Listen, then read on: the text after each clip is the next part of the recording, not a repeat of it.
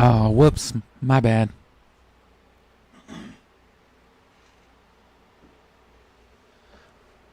As you can see, I have a bunch of GameCube games loaded on my Wii U, but I had my Wii U gamepad on. I set the gamepad on as the controller, so couldn't do nothing. So let me just fix that, and anyway, what's up? This is just a random stream for the night. I've been talking about doing this for the last couple of nights just because the holiday was coming up, and there we go. And you know, there's music, there's fireworks and everything outside, and there's gonna be for a while, so not a lot of rest to be had, so I may as well stream and hang out. It's gonna be very low effort though. We're not playing anything. I was gonna maybe throw on some Fire Red and, you know, try to keep hunting Chansey, but I'd rather keep that to the series, you know, keep it all clean. Midway though, in case you don't remember this, if you didn't play it, or if you don't know that we're already fond of it on the channel,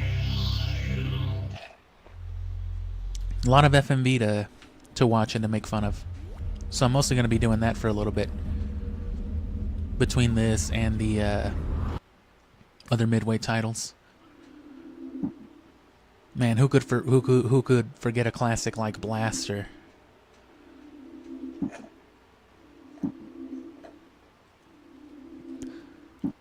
So let's just wrong button.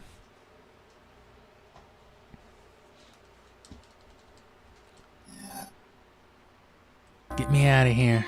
This game was fun. I remember playing this, but I'm not looking for that right now. What button is it? Y. No extras on this, are there? Some nice footage, nice little thumbnails and whatnot. But we're looking for that that FMV.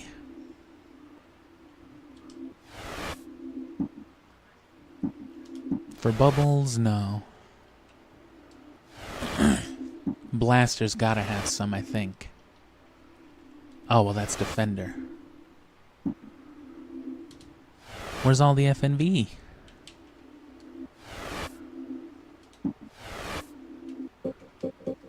Oh.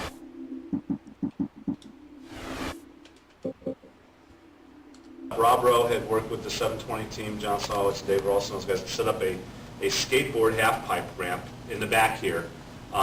Full scale. One of the better ones I've ever seen. Can't full screen these guys. Yeah, you working on it 10-foot too? radius with like 2 to 3 feet of straight vertical at the top drop. And they did that, and they had some of the best skateboarders in the area at the time. We had not only the best skateboarders in the area, we had the best boarders in the world. Mike Holly. And we would they'd be there video. playing around. Look we'd at videotape them, and the purpose look at was, this fucking you know, quality, kind of like man. Walt Disney Oof. filmed Deers for Bambi. we had to film these. That's got to be like skateboarders, 144p or skateboarding something on those Development was fantastic. those videos right Worked on there. that and did a great job of capturing all that. Had a lot We of had fun whole already making skateboarding fun of thing this set up, stuff, and though. It became kind of like a party area, and it was really, that's right when I first started working here, and it was just incredible. You come to this place, you make video games, in the back there's a skateboarding ramp. I mean, it was beautiful. There's actually some pretty interesting stuff here, but it depends on the game. Obviously, stuff for 720 degrees is not going to be the most interesting. You can imagine a joystick that revolved on a circular basis that wouldn't return upright. So it's just in a circle, which would enable you In to a do circle. 720. If you got your speed going right, hit a curve, you could flip in the air and do this, right? Yeah. That's an unfortunate angle for this man.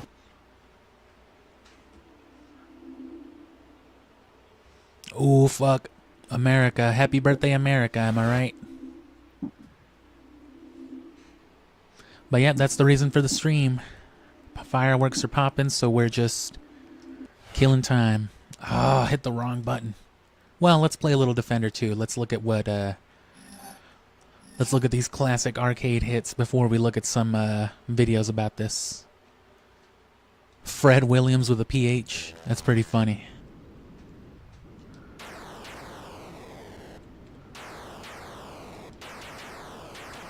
Everyone's played a game like this. Ooh. Anyway, thanks for being here. Thanks for hanging out. Like I said, it's not going to be anything... There's really no goal for this other than just being here and making fun of some FNB.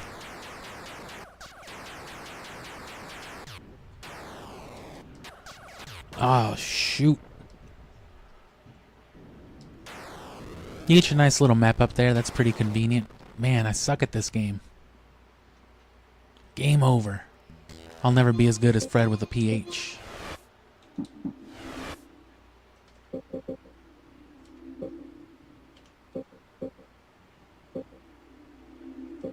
Let's find something fun to...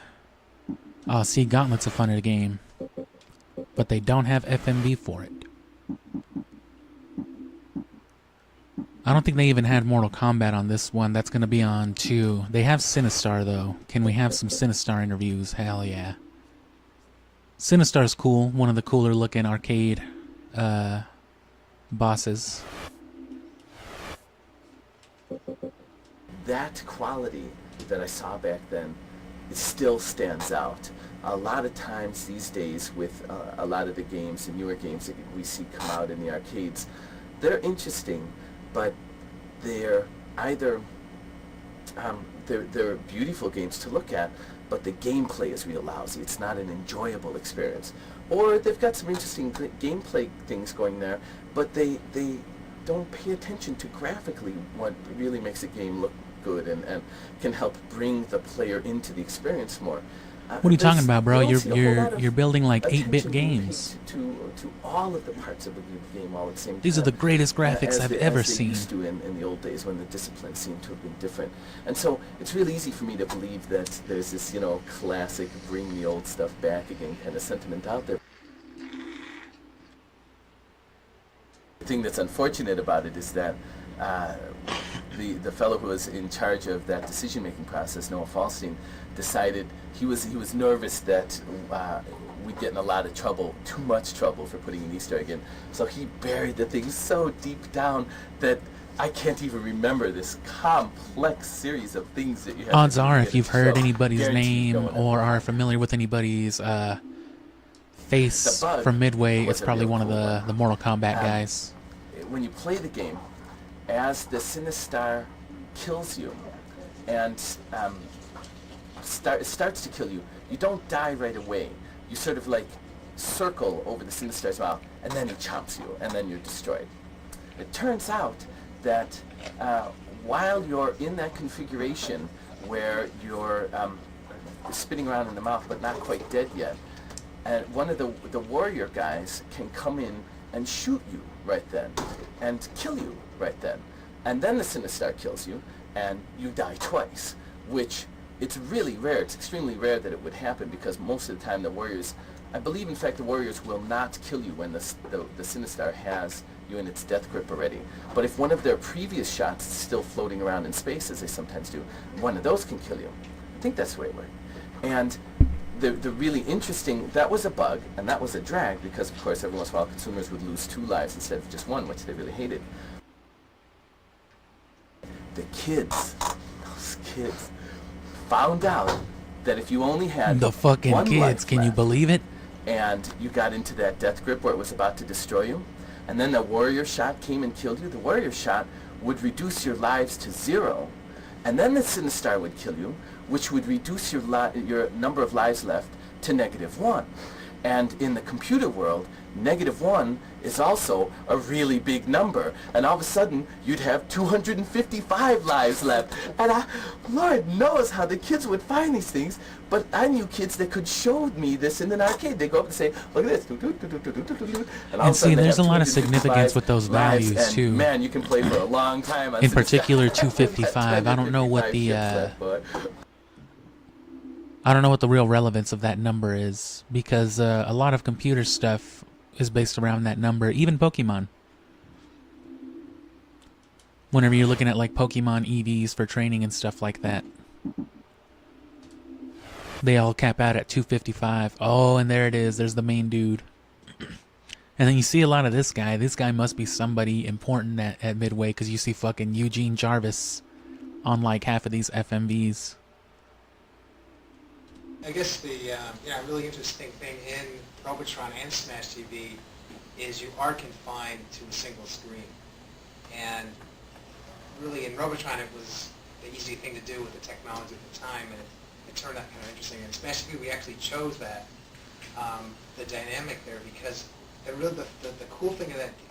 I'd like to find a lot of this era of video games with more FMV too. They don't really do stuff like this with games anymore, and there's cool footage out there. The cool thing in Smash TV is you're sitting Seeing there, your whole world. you see everything out there that you have to kill, and then they're just converging on you from all sides, and you just have this feeling of entrapment and this collapse upon you, and you have to somehow flee. And these games are ridiculous too. I mean, good luck playing any of these fucking pieces of garbage. And get out, and that dynamic, is really a lot of fun. It's always weird to play games like this, right? Because quarter eaters and whatnot. But without actual quarters, without the actual arcade cabinet, it's just a little bit weird. You kind of lose that dynamic because you can always just keep running. And here you must stand and fight. I guess that's the point of a score, though. The high score mechanic is that it'll always be able to track some sort of significant real progress. You go, oh man, I'm dead. And like, you're not dead. You go, whoa! You're like, you keep killing, keep fighting away, and like you somehow come out of it and you go, man, Can't believe I survived. How did I survive? Yeah, that's the key to all these the successful games is that tight situations that you. Oh shit, Mark Termal. The Pleasure Dome, I remember that. Back in those days, if you finish a game, like the Atari VCS games, if you finish the game, The fucking sex dungeons. I think it's important to always put in some dramatic finale that's very Finale. And so, when we put the And keys yeah, out man, the there, 80s, nothing but unfortunately what would happen is titties, people got so cocaine, good at and the gun game, violence. They'd go through and they'd clear out the waves.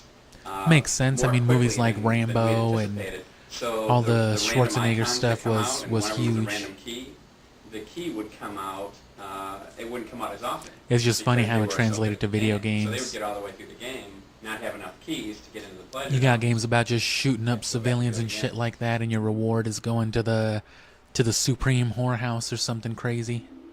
If you look at the And then there's just Robotron games and like Smash Narcs where you're just TV, busting people with style literal games, narcotics, the- just blowing the them to amount of smithereens and enemies whatnot. that you deal with on a per second basis, how many kills per second. Yeah. If anything, the games I'd like to play from this collection earnestly would be stuff like Right. Narc The amount and of Gauntlet. action. amount of There's always pure Mortal action Kombat, of action course. That, Yeah. that you have to deal with, and it's amazing how you really have to have this mindset of you kind of have this global strategy of don't get too near the wall, don't get trapped in the corner. Let's actually run some Smash TV.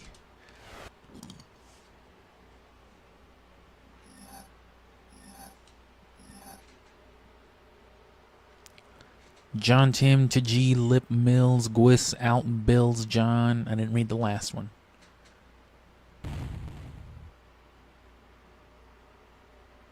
Fucking money and gift wrap presents.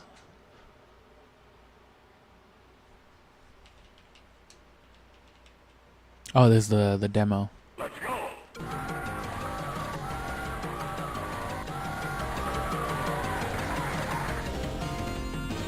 Here we go.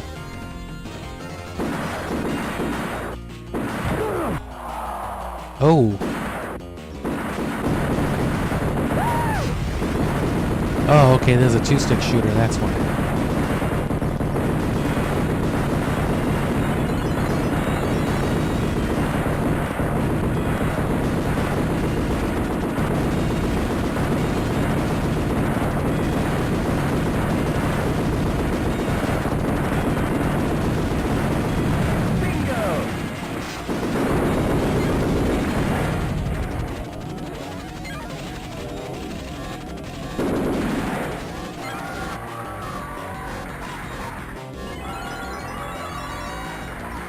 Collect 10 keys. Collect 10 kilos of cocaine. Good luck. Wow, dude was just looking at all of those tins. That's crazy. Can't believe they would put that in a video game. Not in my house.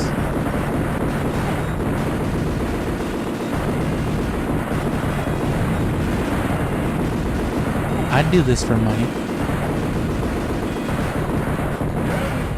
God damn. And see, without the cost of quarters, it's just nothing. It does hurt your score, though. So you can always still be better or worse than somebody at fucking Smash TV.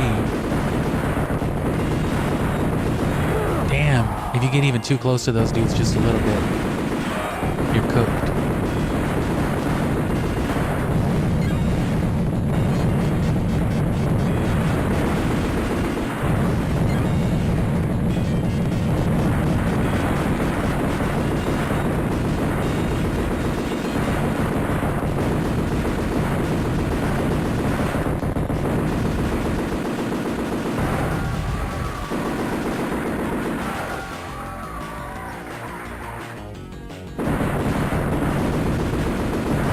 God damn.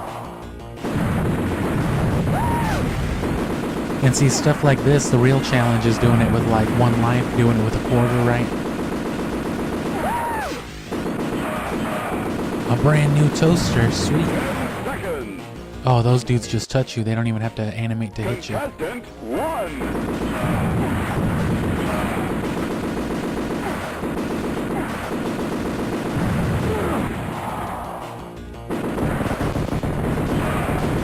Alright, that's fine enough, but let's watch some more interesting FMV.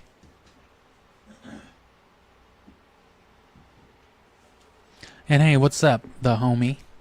Welcome to our 4th of July stuff. And yeah, my 4th of July was... I mean, it wasn't bad. I had to work, but I'm here now. And you know, of course, the party's still going on. People are still up popping fireworks, blasting music, so...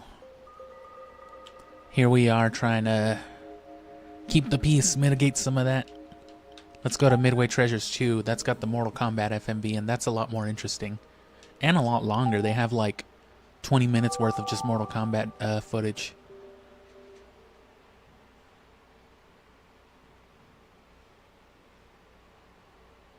And yeah, the Switch 2 is cool. I just, a friend of mine got it, brought it over just last night, actually. Played some Super Mario Strikers. Had a lot of fun with that and a little bit of Mario Kart World.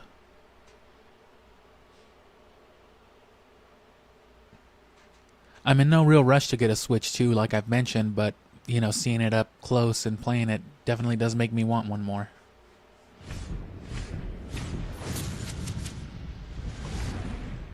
And while I can't be tipsy with you, didn't have anything to drink today, I got plenty to smoke on. It's what I usually prefer anyway.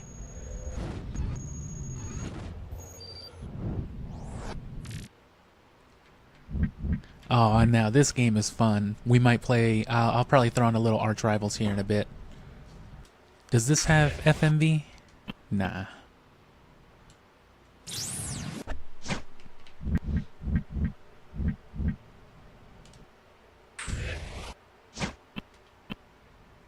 Let's watch the launch kit.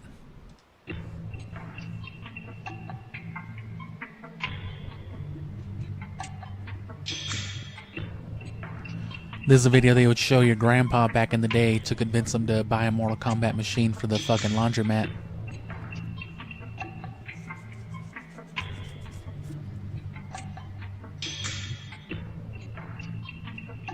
Laundromats used to be dope. Pull up, play some Street Fighter, get some ice cream. When did laundromats stop having arcade cabinets and ice cream? Here it is! Mortal Kombat. Here it is! More characters! 3 times more images! More secret moves! More gruff More voice acting. battlegrounds, More hidden cigarettes. surprises! More beer.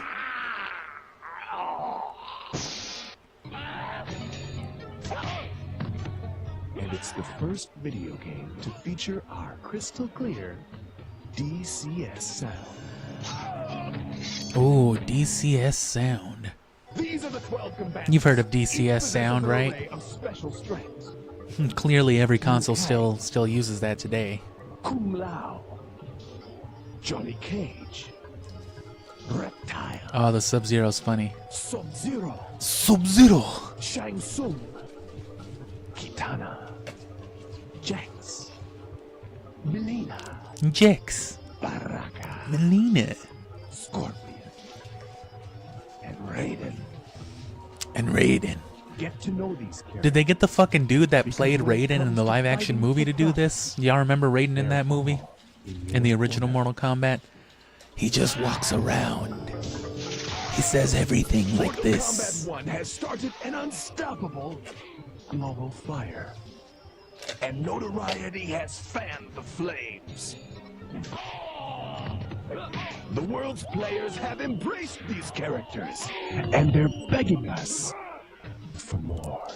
They're begging, they're practically Never before has a game screaming been so for it. perfectly poised for such massive success. What was a roaring blaze will now become a raging inferno of profit. Damn, bro, they don't even try this Get hard ready to nowadays. feel the heat of Mortal Kombat 2. Imagine some dude hyping up the latest Mortal Kombat like ultimate this. Fighting machine. Good promotional stuff. But still, the video quality, blech.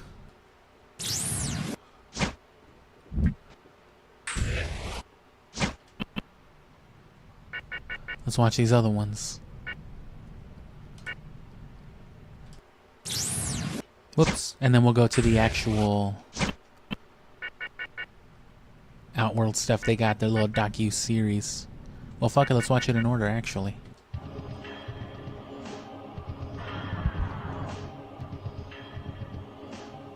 Before everything else, there was the game. Whose idea was Mortal Kombat?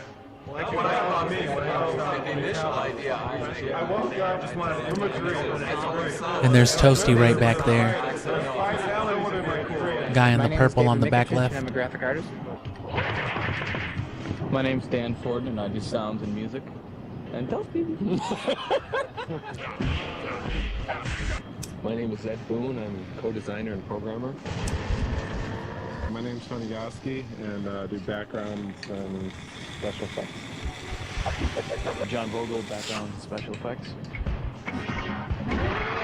John Tobias, So, yeah, and, co-designer and lead artist. Smoke something, drink something, have a snack, Our motto in Williams is always crack that some reality is fireworks, born. whatever you're Nobody doing. wants to pay for reality. We take everything if you didn't already beyond celebrate reality to the point today. where it's, the only way to Eat do some this is leftover hot through our dogs. video game. It's the perfect blending of everything. I mean, the game is fun to play. It's got good graphics, and it's got a decent backstory to it. It's easy to come up with the ideas, Anybody can That's come up the with best you can ideas come up with for your own but game. it's Oh yeah, it's actually decent. This game is convert mad something decent. from an idea in your head into reality, into something that is a sellable product. That's where the challenge is. This is sort of the very first.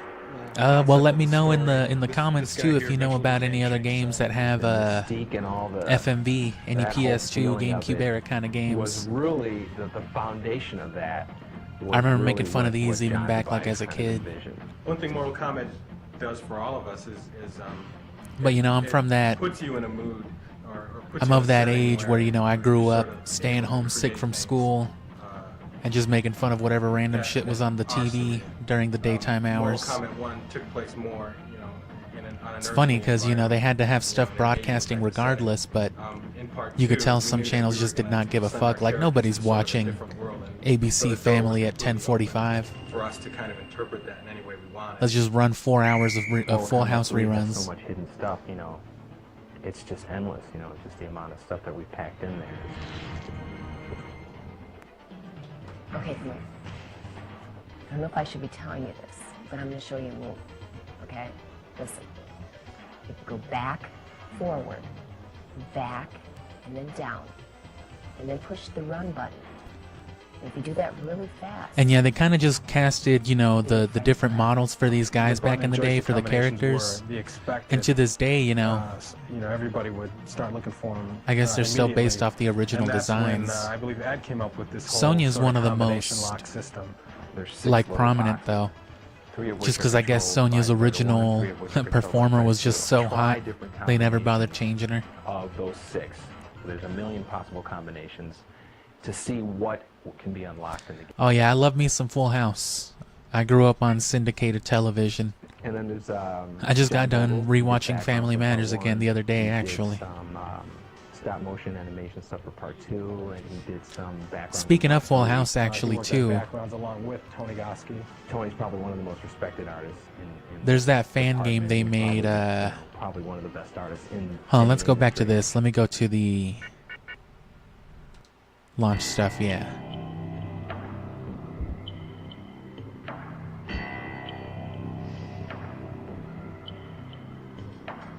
They have like. It's a fan game. It's not an official thing, but it's like a Street Fighter kind of bootleg with the Full House stuff. Like Full House the Fight or something like that. I think it's like a Super Nintendo ROM hack, so it should be able to run on an emulator or something like that. But no matter what, I want to try to find it.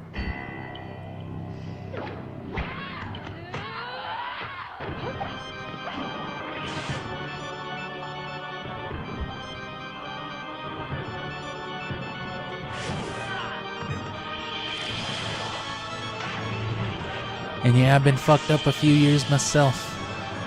That's why I dedicate my free time to playing video games on the internet.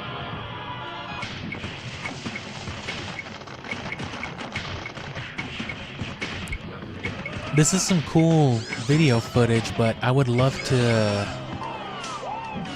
I mean, there's gotta be higher resolution footage of this somewhere, right? Obviously, whatever they got this from. Because these things obviously were not recorded for this game's purposes. I wouldn't be surprised if some things were. But especially this promotional stuff.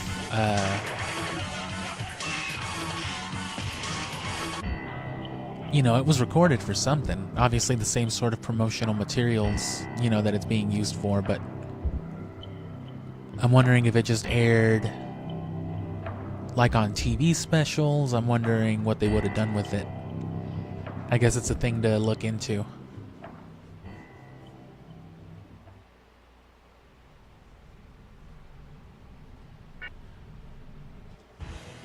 It's never really been a game. It's not about amusement. You think Mortal Kombat's a fucking video game? And obsession. It's controversy. And it's battle. It stands supreme above all others.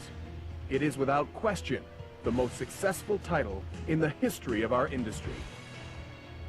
It's a new realm. What ideal environment would you create to guarantee the success of a new game? What kind of a game would you design? How would you promote it? How would you ignite a firestorm of product awareness and set brand new sales records? I don't know, man. You might want to start with a proven winner. Maybe a household word with a massive player base eager for new challenges. Super Mario. you'd want the most successful game anthology in the history of electronic entertainment. MK3. This masterpiece. That is kind of a takes bold strengths claim. I mean, and Mortal cranks Kombat up was the real intensity. popular, and is still, It's but faster, with more characters.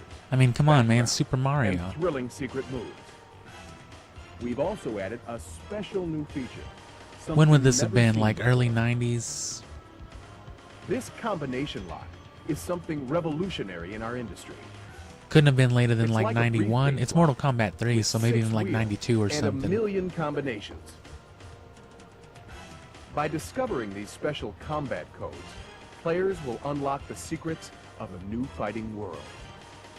Where will they learn the secret codes? Everywhere. In the film, live tour, in the animated series, even in the advertising. Oh no, it's like 95. Those who learn secret codes are now compelled to play the game in search of secret power. For a Mortal Kombat player, knowledge is power. Compelling secrets increase game sales. That's why we've made secret codes the cornerstone of the ad campaign. From March through December, And yeah, secret all code major culture player and trade is publications cool, but will it's be like kind of bombarded dead with ads modern like this. DLC and stuff anyway. Notice the symbols we just mentioned. The ad campaign is designed to get players to use the secret codes. Oh, and it's an ad You'll campaign, see so I them guess... in all of our advertising. You can use these codes in the game itself. How will it work? By using these symbols, ads will provide clues to codes on MK3 games. It's like a puzzle where one piece is missing.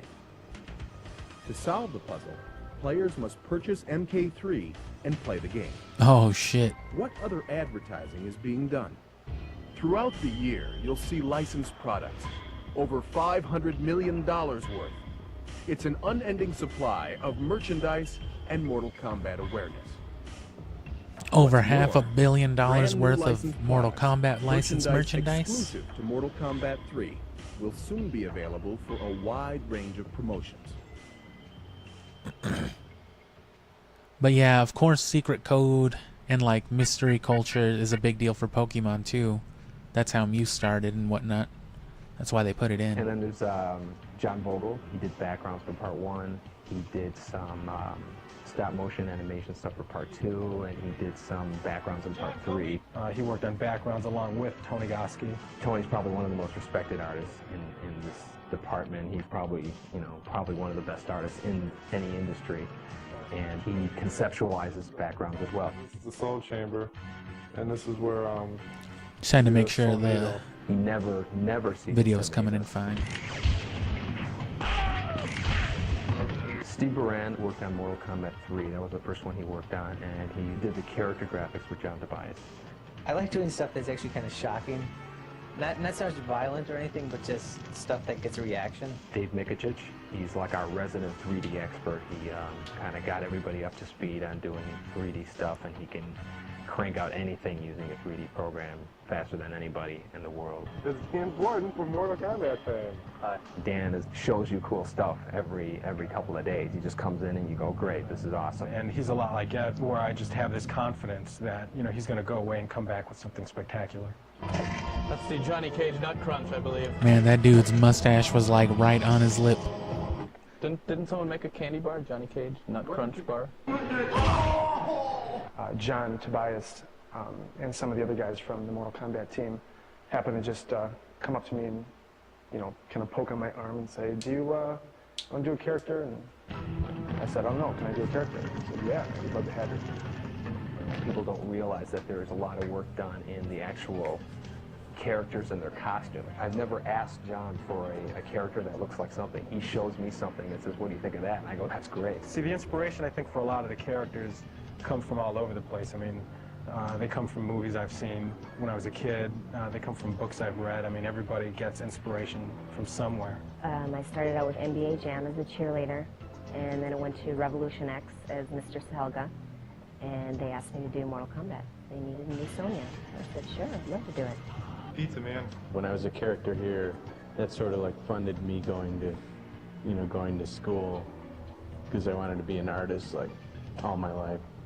as with all the Mortal Kombat games, the characters are definitely the most interesting of any fighting game. Hey, get out I'd like to get into those Raiden, who would win? those games that were like all FMV, whatever that console was. No, get your hand. We're gonna settle this outside, man. Come on, I'm for it now, buddy. Come on. I can't act like I'm not only familiar with that shit because of the Let's see, angry a video character game nerd, would though. Probably first start with me sitting down, staring at a blank wall for a little while, and then after a while, Those games look something will hit me horrible, and I'll though. just I start do wanna sketching play around them. Different ideas.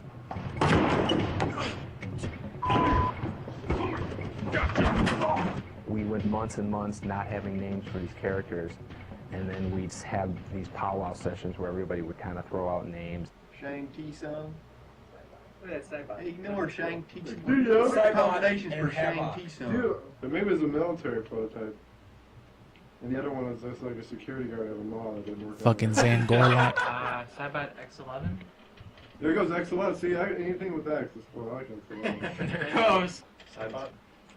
That's the bias backwards. Yeah, no, but I think it sounds cool. That does sound cool. Everybody says Saibot. That could be a good name for the robot. Saibot. Oh yeah, that's his. Yeah. No Saibot. Oh man. And then Noob That part is Saibot over here. is Where? Everywhere. Ed Boon I've heard that so and many whatever times. his Yeah, first every name time you is. watch War It's Games. Boon and Yeah, Tobias we know what's gonna happen. backwards. We're gonna Noob come up. We're Saibot. gonna come up with all the names. We're all gonna like them, and Ed's gonna hate every one of them. 95% of them, somebody would say a name, and then there'd be one of us. Yeah, so 5 or that's 6 that's of us Noob. who would just, have a heart And the attack mustache just dude because is they hated Saibot. it so much, and then we're like, okay, I guess that's a no.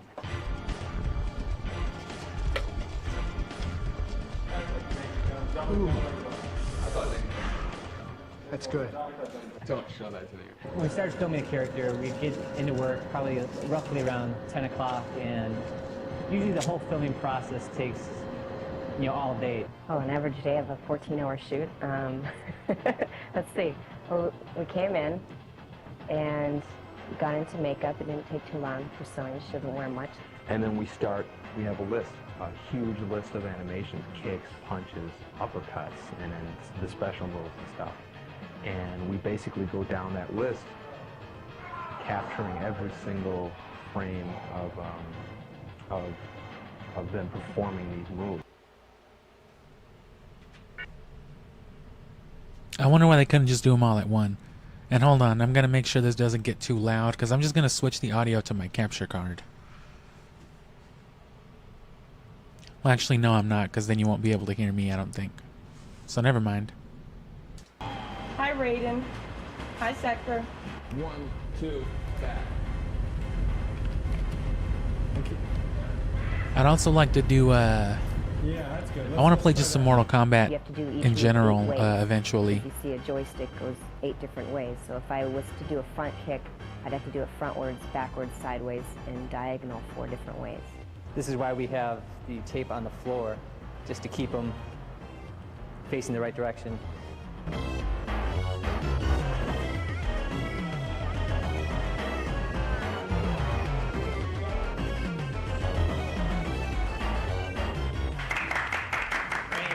Here's the camera that takes in the signal. We run signals into our beta cam recorder, and we also run a signal here into our PC. And then on our PC here, we have one of our boards connected to that. And also, this is where we do the actual grabbing of frames to be digitized. You can kind of see our talent out there, and I'll really quickly grab some images of them. That's good, Tony. We're able to click And do I have any frame by fears? frame, delete the frames we don't want. I keep the mean, frames that we I do like. guess so, but I mean, I guess nothing As a like matter of fact, specific. You know what we should do? Uh, Shove them. I mean, I can understand not liking bugs. Bugs are Somebody gross. just push them real hard. But at the same time, I will squash a bug with my bare hands if I need to, rather than let it get away to live another day. The day that we finish filming. But is I mean, generally, probably, yeah, like creepy and 2% crawly, of I the don't like entire as amount much. of time that has to be devoted into doing it. Once we get the digitized image, it's a lot like painting. And right now we're going through a process where we sort of filter the images through. We'll grab the image and Steve Baran will start and do some Photoshop on the guy, and then we'll hand him over to Tony, who does some touch-up. And then it gets passed over to me, and then I do some of this more detailed touch-up, and then I give it back to Steve, and he kind of separates the different colors and creates a different palette. Now, sometimes I have like random intrusive thoughts though, like if I'm drinking water from a glass, it's just like, what if I bit into this glass right now and just swallowed broken glass? I did a drawing of this and everything. And it sounds horrible. I don't know if that's the same thing as being scared of something. It's just like, oh God, why would I think something like that? This is it's just ornamental, you know, it's just like kind of a really neat background thing. But I was telling Ed about the story, like it's a soul cage. I'm working on a friendship move for our Shigoro character. That's her tentative name. She doesn't have a real name yet. Her move is she's going to turn around. Oh yeah, and then Shiva wasn't. Sort of plates and little sticks, and she spins the plates on the sticks and balances them on her hand, and she does this with her back towards you. Yeah, it wasn't a real person at all. It was just like a claymation thing. Shiva wins. Friendship. This is Shang Tsung morphing into the robot ninja, who we call Ketchup right now, because right now there's a red guy and there's a yellow guy, so we call him Ketchup and Mustard. But they will have Ketchup. real names later on.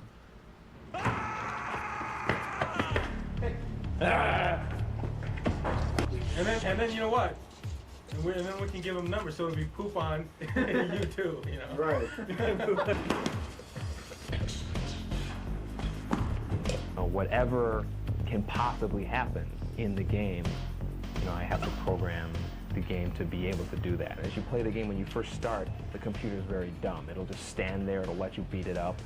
And then as you fight the second guy, it'll get a little smarter, and then the third guy a little smarter. And it has to be progressive. It has to be something that's, you know, a smooth increase in the difficulty. Because if you play the game the first time and the computer kills you, you're not going to want to play it again. There's comfort in knowing that the other person is doing their job beyond your expectations. And see, even this stuff was filmed more some artwork attentively and interestingly than the rest of them.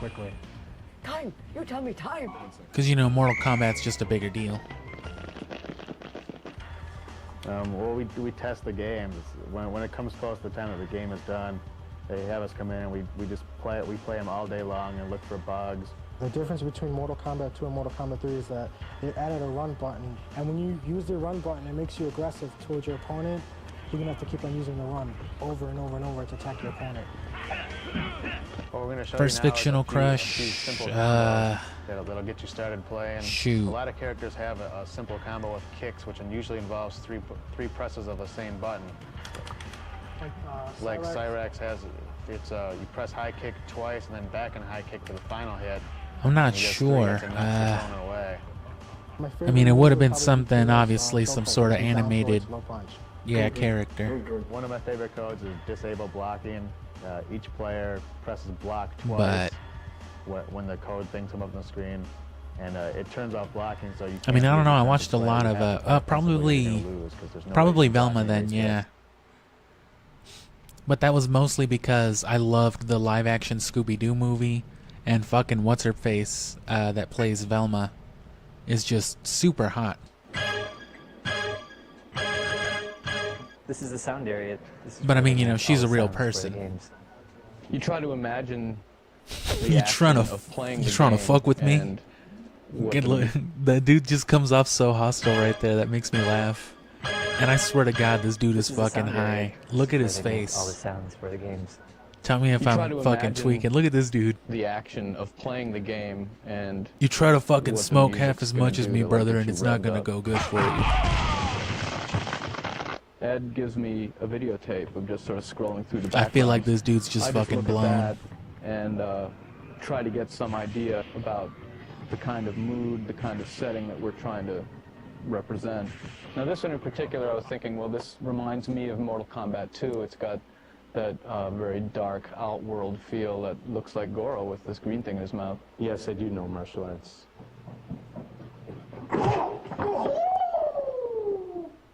Kung Fu. I try to get a rhythm going and then fill it out with harmony. It evolved from your toes. That's Ed Boon, pitch down a few semitones. And yeah, it's So I mean, in the movie, he's Scorpion. you know, thanks for In the being here. credits, Ed Boon voices Scorpion. Hopefully you all can get some rest later on. Feel the power of Shao Kahn. You know, Shao Kahn was played by Steve Ritchie, who is the king, as we all know him. Pinball designer. Flawless victory. Basically, everyone has And, a set of speech calls. No, yeah, for, but thanks for being here attacking, though, and punching, thanks for engaging. getting hit, I know getting hit in the face, morning getting hit in streams the are probably, body. or the early afternoon streams are probably not as convenient, especially for all the people who got used to me streaming at night. We do the arcade version, which is the But original one, and then after that, Pokemon takes a lot of time. So and then they start converting it into the home platforms, that's where you get the Sega Genesis, the Super Nintendo, the PlayStation, and all that. Well, the Chicago guys send us the. And I don't think Williams exists and then anymore. We go line by line and convert Or it to, Midway. C. Yeah, so drop shipped us all the original artwork that they did, all the finished artwork that went into the game and their file formats, and then it's up to us to rip it out and figure out what file format would be best to use on our PlayStation and convert it down and make it work. We have one piece of hardware that has a particular size of RAM and a CD-ROM, which is in the machine. And so what you have to do is you have to decide what chunks of sound data have to come off of the CD-ROM into the RAM of the machine, and at one point in the game. The quality on the PSX is better. It's stereo 44:1 sound, just like you'll buy in any music store, CD shop. It's the same stuff. One of the most amazing things I think we found in the game that we couldn't believe was the fact that Shiva was a stop-motion puppet. When we were originally just looking at the artwork, we were just saying there's no way. I mean, we see like muscles rippling. It looks like her face is changing. It just And looks see, too given real. that characters like Sector and all that weren't even named yet, Down one, you'll get a new exclusive. this code. got to be like 94, Don't think you we're know. going to tell you what it is. We'll just let So this FMV, this video would have been like 10 years old even when this game came out. These compilations are like 8 years old.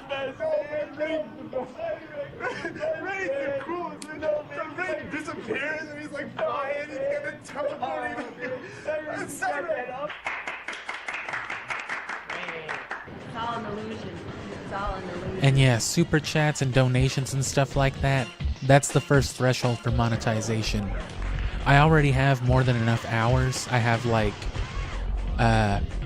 8,000 hours over the last year because Wind Waker was especially very, very good to the channel. I had like 300 people a night watching me play Wind Waker, so so if you look on my live streams, that's why some of the Wind Waker streams get so long, because I was streaming to like 300 people, so I was like, fuck it, I'm streaming like 2 more hours, because that's, you know, 600 hours on the channel.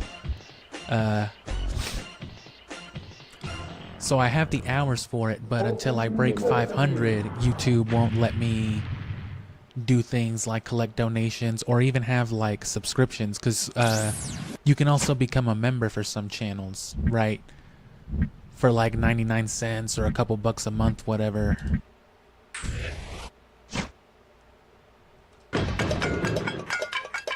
You know, you can be like a supporter, you get like special emojis and shit, whatever the channel wants to do.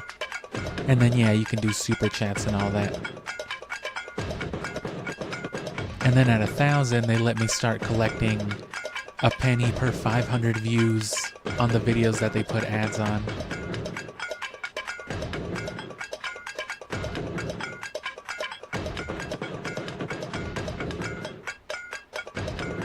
This game was always pretty fun. I remember playing this at a, you know, just like a youth club we had in town.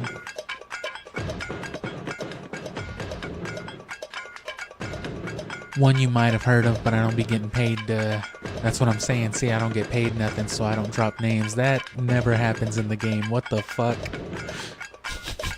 Oh, that's the funniest thing I've ever seen. That was great. No, it's like Mortal Kombat. It looks better, you know, when it's not FMV. But it's like Mortal Kombat, in terms of the animation.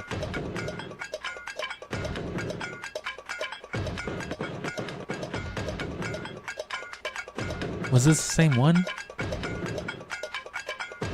Yeah. There we go.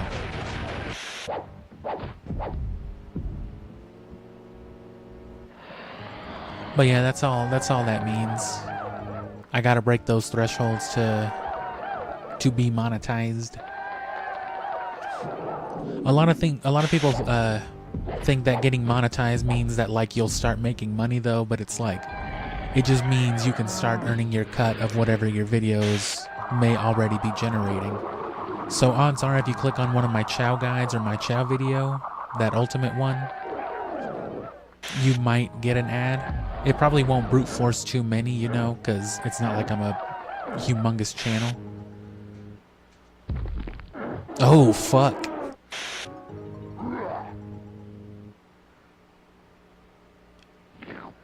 Oh. That made me forget what the fuck I was talking about.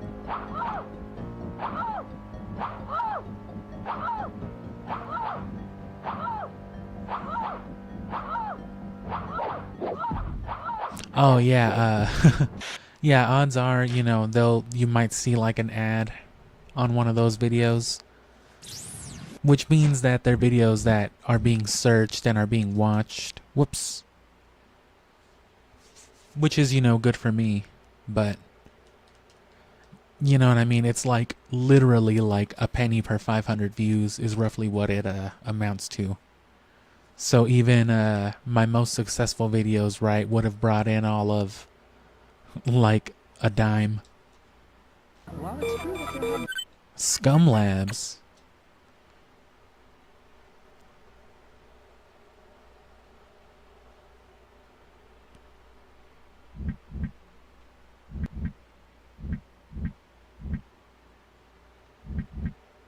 Is there arch rivals? No, there's not. We have arch rivals at home. What about Gauntlet? Yeah. Oh. Now this guy's a fucking nerd. Look at him. You know he is. The group talks about what influenced the original Gauntlet and why it was successful. Oh, he's real happy to be talking about some nerd shit. Let's look at some imagery first. You see what I'm talking about? You get the whole NFT joke on the channel. It's because it's shit like this. I don't know what you'd call it. You don't have it, right? That's got that kind of makes it an NFT. All new gameplay. Legend, monsters. Stuff like this would be cool to own in real life, like promotional material. Well, Gauntlet came about because in 1984 and 5, D&D was very popular. And I wanted to do a game where we could put more than one player around the monitor, which was the traditional arcade approach of that. In fact, I wanted the original plan was to have 4 players around the monitor. We actually succeeded in that. The point of that, of course, is to get $1 per play for a certain amount of time, which is typically 1.5 to 2 minutes in arcade games. And that way, maximize the amount of earnings.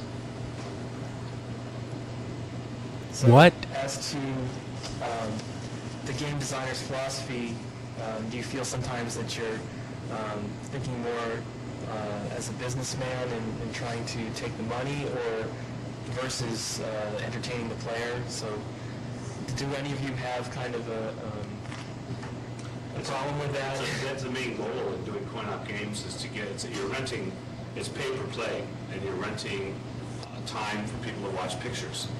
And you always, that's always when you're designing a coin-op game, what the goal is to earn money. Dave Akers. That was not his name in the other one. Money, then it won't exist. So there is nothing else. It's very much like Wasn't he like Mark Steven Price or some shit? Or Pierce? Try to get box office receipts for the first month or week or something like that to show how well the product's doing. And hopefully it'll carry on for the rest of the year. And that's what we do in the coin-op market. We put it out for a week and see how much money it earns, and we compare that with other games that have been produced in the past as well as the games that are currently there. Yeah, Mark's right. I mean, if your game doesn't make money, all your wonderful design is basically gone. Nobody's ever going to play that game. So, I mean, it's very important to focus on.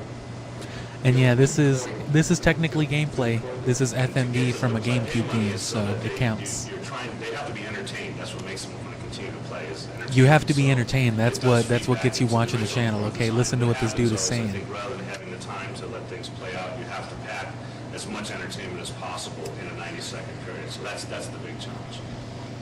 In your whole game design is dictated by we used to call it the psychology of adding coin. You'd sit around and try to introduce things into your game design that would give players the most bang for their buck in a short amount of time. But you want them to keep adding money to the game. Gone is probably the best example of that, as Ed said.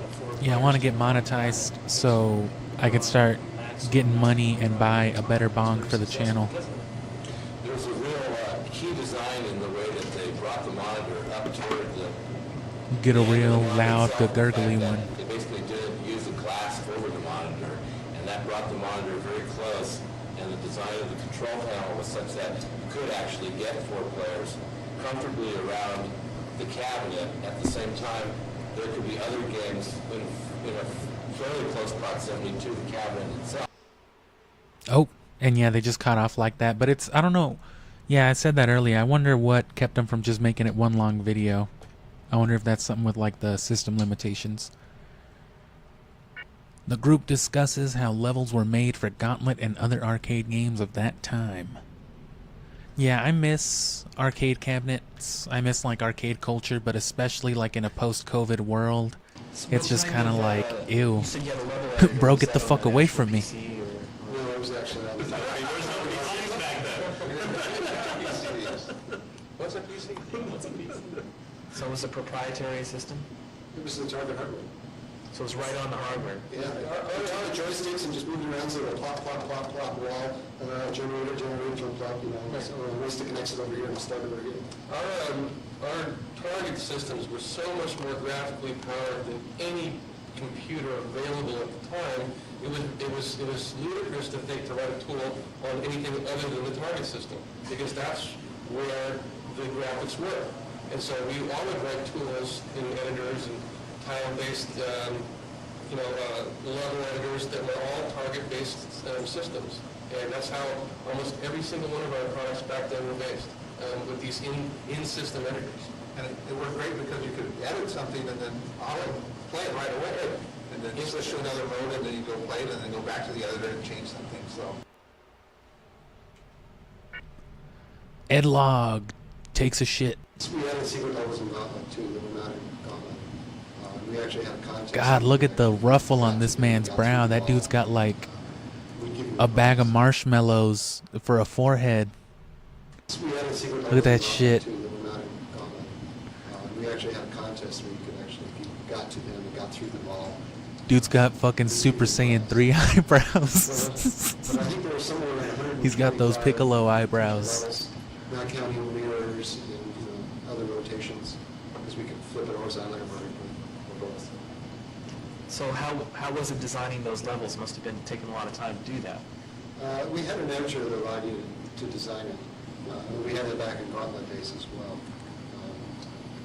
For example, I think I left for my first sabbatical here at Italian, and I came back and suddenly we finished off the last basically 40 levels or so. I think we had 110 or so. We had level editor, right? That other there was a level editor. People could just come in and like flop walls, place walls. If you clicked on this because of the Wii U thumbnail and are wondering what the fuck this has to do with the Wii U, this is on my Wii U, so It was all tile-based games, so it's fucking checkmate, right? Place tuning of the levels themselves was much more difficult. Well, basically what I used was a lot of the numbers. Programs That's all he had to say. And say, okay, let's stick it in. It's got some unique, interesting ideas about it. Some of them, for example, had transporter problems. If I had to get through the transporters to manage to get where you're going to go, because there were tricks involved with using them. Others were straightforward, well, the guy's got to go do this, so you can run around and do that. And over here, and others are straightforward, there's just a million guys coming at you. How are you going to get through it? With a game that, well, how long would it take to play through all the levels, do you think? Good question. Did you ever do it? Yes. They would have had to take at least like 6 hours or 8 hours. Yeah, I think it is. At least 6 or 8 hours to beat Gauntlet. And that's from the people who made it, who can probably play the shit perfectly. just getting like, God, it took so long. If you've never seen Gauntlet or haven't played it, I'll play a little bit after this FMV before I play some Arch Rivals. 'Cause man, these old arcade games are some dog shit, man. Horrible. Group talks about the playable characters and how they affected the multiplayer experience. In the original Gauntlet, each of the characters were assigned to a particular position. So if you want to play the Hulk or the Warrior, you would have to be in the leftmost position and you were red. In Gauntlet 2, you could choose any of the 4 characters. It was just a matter of the color was in that position. So if you wanted to be a red character, you went to the left position, you can pick any character. Like be a red elf. But as far as the various strengths and weaknesses of each individual character, if you decided to play one character versus another, where you basically, you know, I know in Dungeons & Dragons they try to make it so that there's weaknesses in one character, but there's strengths in other aspects, other attributes. Yes, each of the characters were designed for specific strengths. The Hulk was intended to be just hand-to-hand combat. The Magician was for purely magic, and the Elf was for speed. He was being able to run in, do something, and run out again without getting caught. The Valkyrie was the most. Valkyrie was intended to be a balanced character. I guess in theory, the way it was designed, from what I always saw, was if you had 4 players, you'd want to have each of the characters being represented, and then you position the players would then position themselves such that you'd let the warrior go first because he was very strong with the hand-to-hand combat, and then the elf or archer would, because he was fast, you'd want him to maybe go get the keys, go in there quickly, grab something and come back. And then the wizard and magician, he could stand back, and when things got rough, he'd fire The off fuck his is magic. Dale So talking it was about? real strategic. And when you had 4 players, if you had one of each of them, in theory you had the best battle unit you could create. But you had to develop certain strategies. Definitely you had to understand what your strengths and weaknesses of each character were, and then you had to figure out where you were best positioned as a group to move forward and do the attacks. As a group. Put more quarters in. Yeah, which was okay with us. But no, there was teams of kids who would develop their skills and play as a unit, and they would, as a group, see how far they could go on a single quarter. Each of them. Speech. Oh, premise behind the speech. Yeah, the fucking funny ass voice.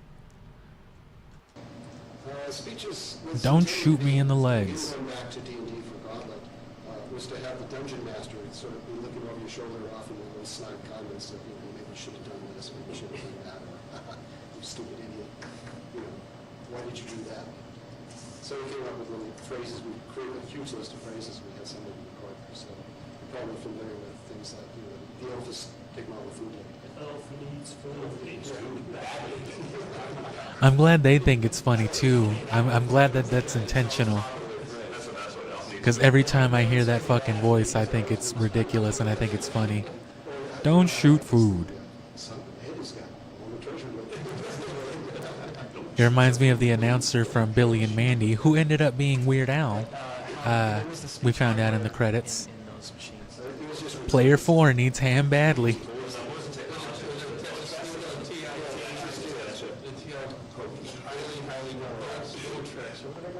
Guys, you can't all talk at the same time. We're recording this shit on a drive-through speaker. It's the same one that they used in that speak and spell. Exactly the same shit that they used in the speak and spell.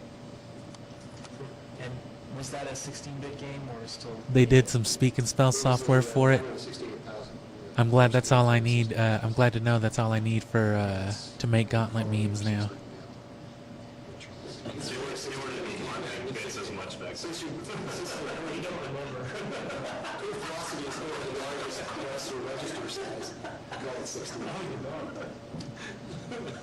And you had how much memory to work with? Come on, pull out of I did. Well, I could go back to some earlier stuff. Wasn't Gauntlet, I don't clue. I don't know what his shirt says, but I mean Rush is another Midway series, those racing games. If you ever saw those obnoxiously way too loud racing games in like Walmart or the arcades or something like that, that was probably Rush.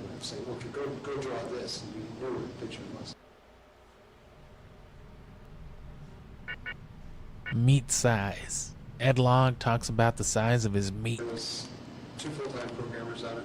There was a full-time electrical engineer designing the board. We had a technician who was shared among 2 or 3 projects at the time. His responsibility is to keep the development systems up and running, to get cabinets ready for field tests, to get problems associated with production going. We had, I think, 4 artists part-time. You know, they were a majority of the project, but they also did other things at the beginning and end of the project. They were full-time or not. No, I specifically told the engineer what I wanted on Cotton. It was a mob chip, right? It was, you know, he did a Mach 56 style, but it had some very unique features with the way he had done it. Before, we used to only process 56 motion objects at a time. And what he allowed you to do was look at a motion object, and if it wasn't visible on that portion of the screen, simply skip it like a half clock cycle. So we could process like 112 motion objects, of which only 56 were visible. I'm gonna try to mess with these sound settings real quick, but I'm gonna put on another FMV first. And I came up with a very unique collision algorithm that permitted you to only look at your neighbors to move anybody around. So you didn't, even though there were 1,000 objects in the world, you didn't have to compare 1,000 objects with the other 1,000 objects to see if you could zoom into times.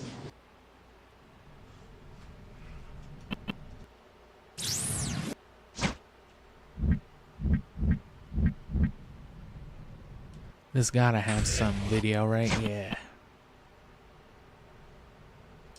You know, the inspiration for NARC was really it's like there's you know, a theme. I think everybody's intrigued with drugs, and it's just, you know, it's like this cops and robbers thing. You know, Miami Vice. Cadillacs. Yeah, Cadillacs. Hookers. It's like the kind of seamy side of life that you know, it's repugnant, it's morally disgusting in some way, but inside everyone there's like that's kind of, you know, you want to clean it up. I want to know, yeah, I want to clean it up. I want to clean it up, or at least want to like check it out. And yeah, water and an aspirin will do pretty great things for hangover prevention. So will getting greased up right before. At that era, it was there's controversies about, you know, ratings and all this kind of thing, and Which, I mean, it's the 4th of July, so I mean, or it was. So you probably should have been eating some cheeseburgers or hot dogs or something. That's like the pre-treatment. And then yeah, pop a couple aspirin, couple bottles of water, and at the absolute worst, you'll wake up just sloppy. Because, you know, you can't ever really get rid of a hangover. Actually, there was a yellow guy for a while. But you can at least not feel like you're dying about it. What kind of a car was that? That's a Porsche. Around and avoid the bombs and jump out, and there's lots of cash and money on the floor, and you pick it up and. So yeah, like I said, it might get a little louder just for a second because I'm gonna switch back to my capture card, and then I'm gonna Protect the innocent, punish the guilty. just kind of like disappear for like 40 seconds. That particular game had so much EEPROM. I mean, more memory and a higher resolution monitor than any of, you know, probably the Mortal Kombat games or the Engage games all the way. I mean, the very first one, they threw everything at it, you know. And wasn't that sort of the comeback of Williams in a way? It was, actually, was, hardware and yeah, we would actually, and it was the first, actually it was the first game that Williams did that was high resolution. And it was like, at the time we thought, you know, the pixel was dead. You know, this was kind of our, you know, we're going to have so many pixels that you aren't going to see pixels, it's going to be real. And it was a very tight 19-inch monitor with just a huge amount of pixels, and the images were incredibly tight. And it was very jewel-like in its appearance. Right. It's very vibrant. Yeah.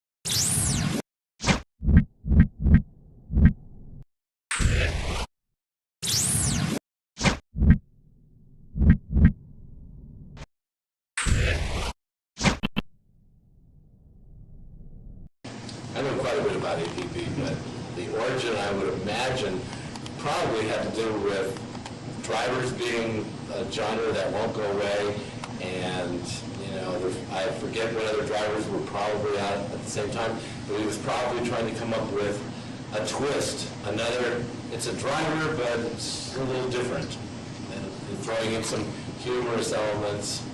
So I would imagine it had a lot to do with the fact the drivers were the most popular genre, and he wanted to come up with something that was slightly different than your typical driver. For me, it looked very much like the old style single sprint or bug games where, you know, your car is right in the middle of the screen, you could rotate the screen around, or at least drive around the screen. But in the old games, it was a race. This one was more freestyle. I'm sure you just probably, to me, it just like it wanted to add a chase element to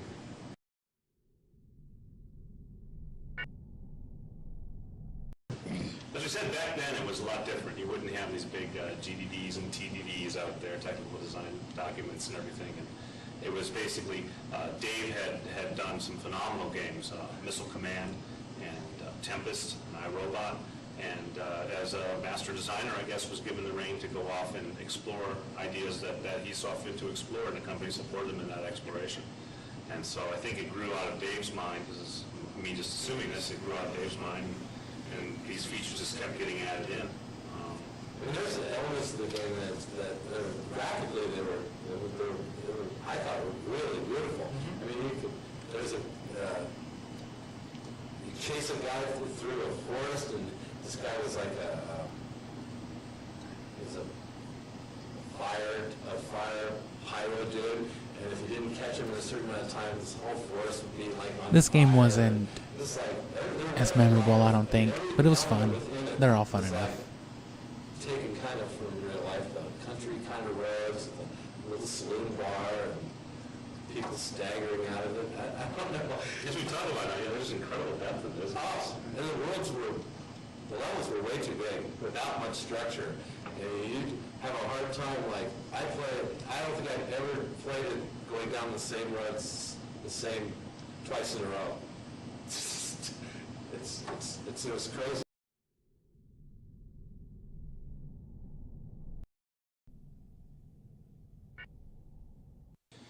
We didn't really cut anything out, that was the thing. We just kept, it's like, well, what am I supposed to do here? Well, you don't want to get too many demerits, but you got to go chase all these different violators down, but you still got to remember where the police station is so you can get back there before your day shift runs out.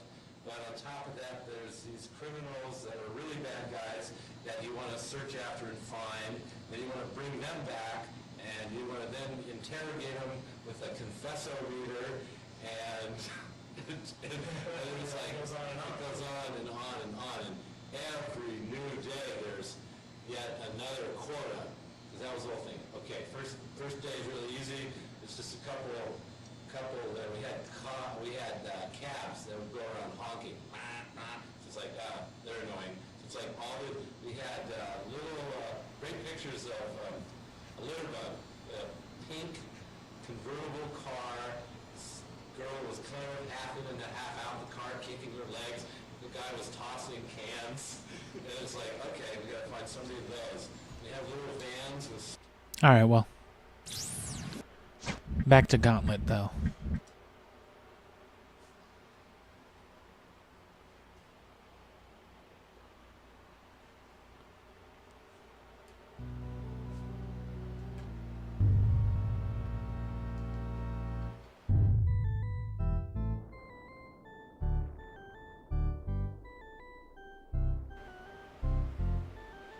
And yeah, it's like a scary hard game.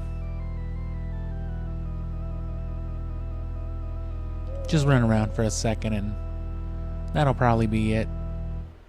I'm sure there'll still be a little ruckus for a while, but... Welcome.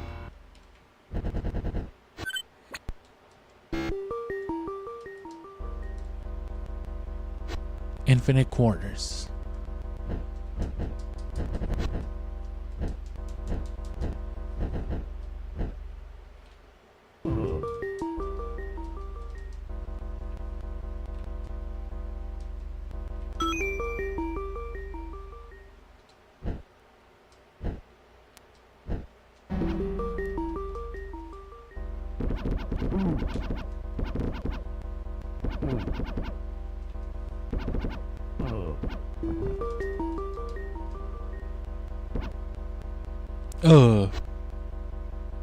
Snake ball disappear.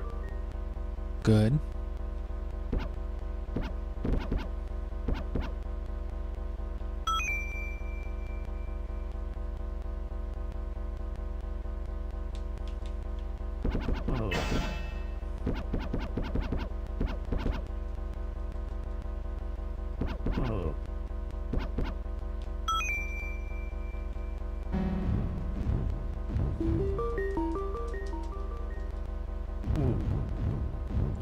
Yeah, just play the game mashing the X button. And yes, it does roll.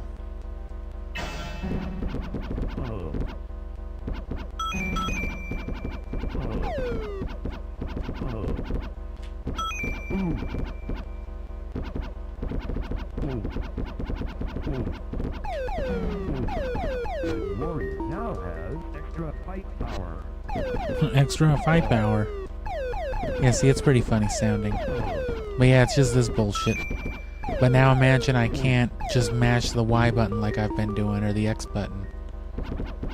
Every time I do this, it's the same as paying a quarter real life, you know what I mean? So I've dropped like at least 30, 40 bucks.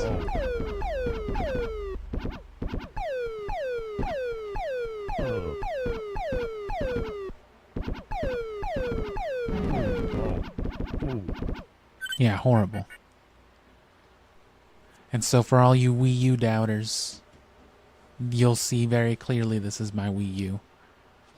I don't have anything else with more FMV. There's the Cartoon Network stuff. We can watch some old trailers, actually. Let's do that. I was going to throw on the Twin Snakes, because they have like some cool ambience. Because it has the, you know, those videos. And yeah, so this is what I usually play on. I'm doing the Pokemon stuff on my native stuff, right? Because oh, my Wii remote's dead. Okay, hold on. Let me go get some double A's. Oh, never mind. I got them right here. Damn, I feel so primitive. Now there's no denying this is real hardware.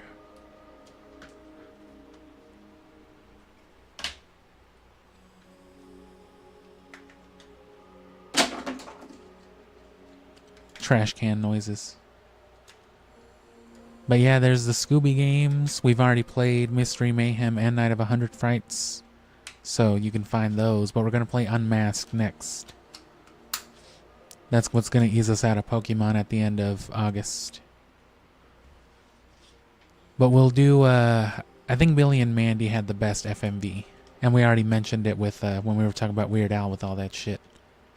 But real quick though, yeah, there's some emulators. There's Budokai, Budokai 2, Wind Waker, and Twilight Princess. I played these on the Wii though, so these files are clean. But Sonic, Nightfire, all that was played on Wii U. Then I got my actual Wii U games over here.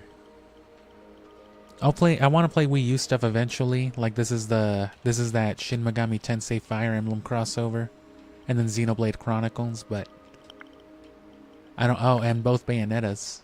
But I don't have A way to capture the gamepad, though. What was I looking for? Billion Mandy.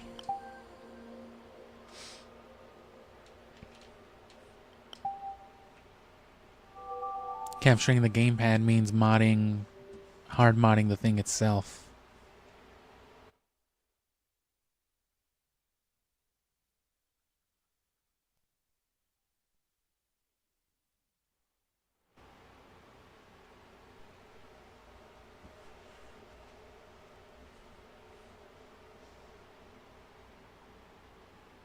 And yeah, of course, all the Cartoon Network games were played on here too. It's running through Nintendo. That's why it's doing all these booting screens, because it's rebooting into the Wii mode. And this was Midway too.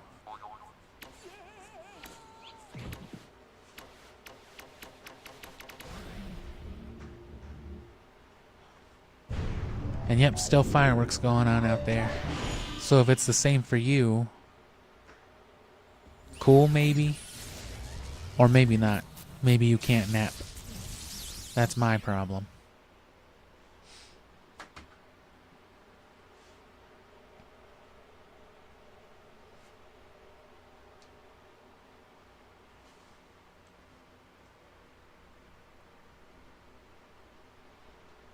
Fucking JPEG.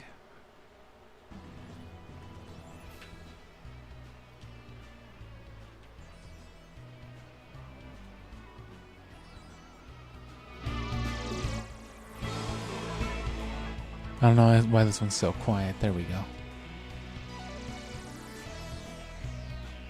Happy Feet, the Ant Bully, the Misadventures. Yeah, there's so many Misadventures out there. Even the Midway Collection 3 had a trailer for the Misadventures.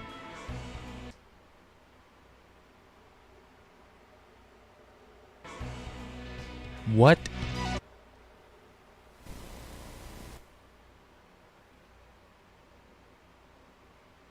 Why isn't there sound?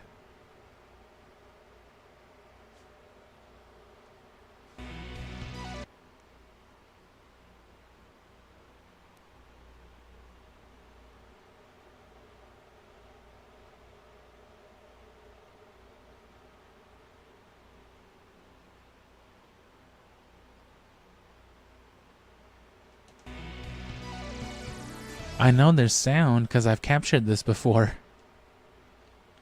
There must be something wrong with well,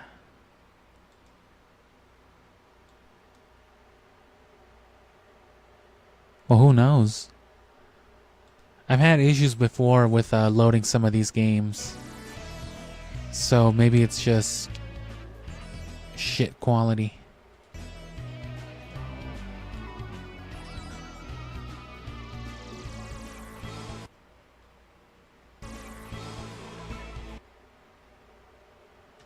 Yeah, that's strange. Okay. Well, never mind. Metal Gear Solid it is then. Samurai Jack only had like weird cinematics, and I didn't play.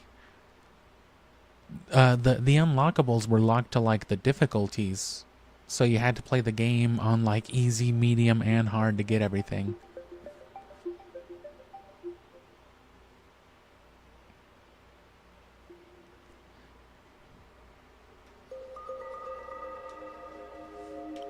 What's funny is I clipped that Happy Feet trailer too. I don't think this had FMV.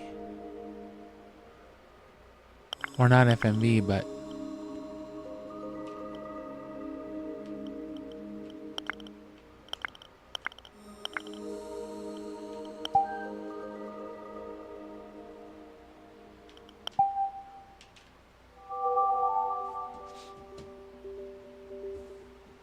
But yeah, this just runs through Nintendo. I have them laid out like this. You don't have to do it this way. You don't have to install them on the whole screen, home screen that way. I just like the way they look. It looks official. But that involves using a whole ass different computer software to create the packages. You have to input the data and you have to get like the imagery yourself. So I had to screenshot every single one of those, you know, title screens. Yes, progressive mode. Do I have to press start? Yes, apparently.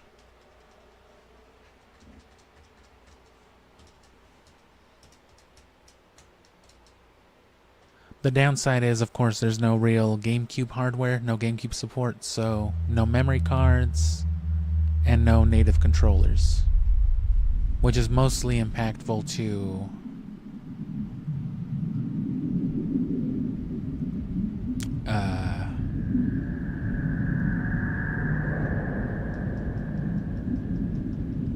yeah, things like the link cable.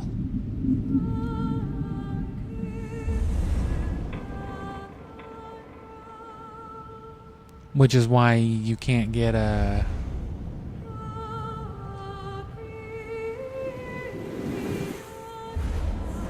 Yeah, it's the same thing that's wrong with like the Switch ports for the GameCube stuff. You can't use the Tingle Tuner and all that. Same thing with the Wii U. It doesn't support real Game Boy functionality. On Shadow Moses Island in Alaska's Fox Archipelago was attacked and captured by Next Generation Special Forces being led by members of Foxhound. They are demanding that I want to play Metal Gear eventually on the channel too, but I don't know.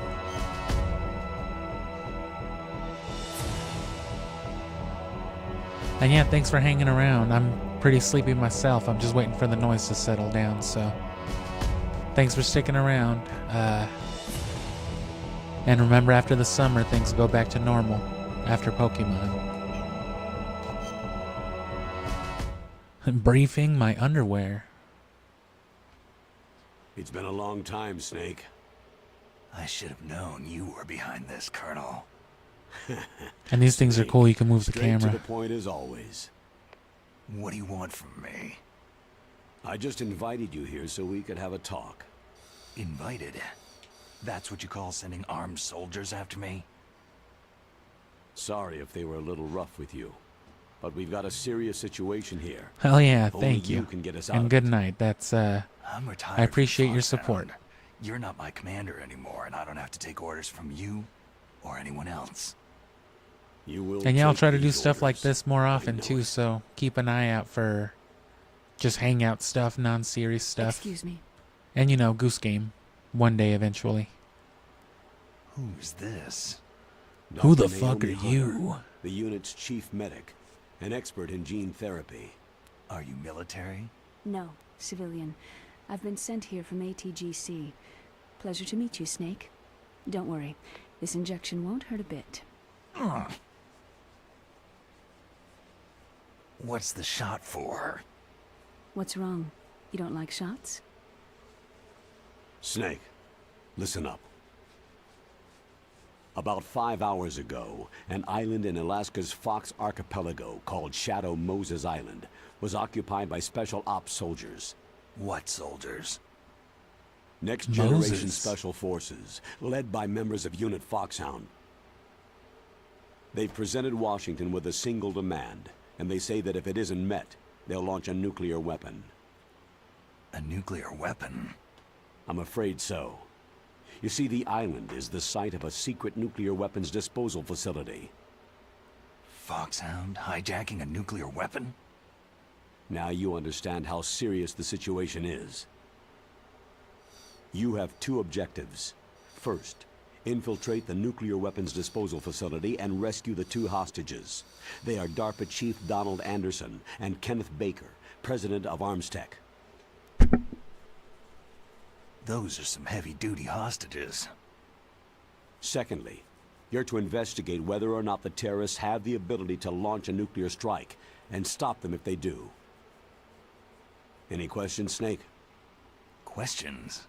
I haven't even said whether I'd accept this mission. Well, you can make up your mind after you hear more about the situation. The Colonel is also shares a voice actor with Lucifer on Shin Megami Tensei 5, which I knew the voice sounded familiar when I was playing it. I just wish I'd realized it so I could have made more fun of it. I was already making fun of Lucifer's voice, but had I realized it was the Colonel Tell the me whole about the time, nuclear good weapon God. disposal facility. The disposal facility includes a hardened underground base. Even with our most advanced intelligence gathering equipment, we can't tell what's happening inside. So, someone needs to penetrate, gather intelligence, and Hmm. report back. Sounds like a spy movie. What's the insertion method? Well, an air insertion is impossible. Not with this storm going on. We'll approach the disposal facility by sub. Approach? Yes, within a few miles of it. And in case The you're facility wondering and is didn't equipped see, with sonar this is on my detection Wii U. capabilities. They'd be able to hear Progressive our engine scan or and propeller everything. noise. And then?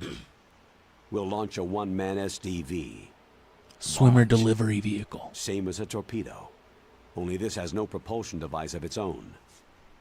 After the SDV gets as close as it can, dispose of it.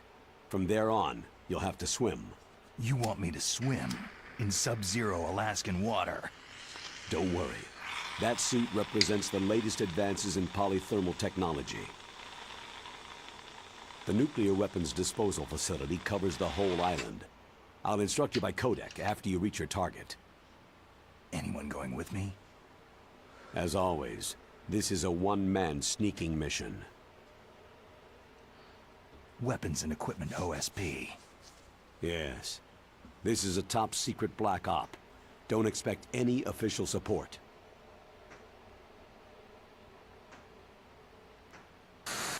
Nintendo DS. Dual screen.